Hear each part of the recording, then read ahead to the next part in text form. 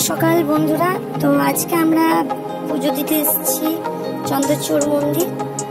আর খুব সকাল সকাল উঠে গেছিলাম তার জন্য। আর এখানে আমরা পুজো দিলাম সবাই মিলে।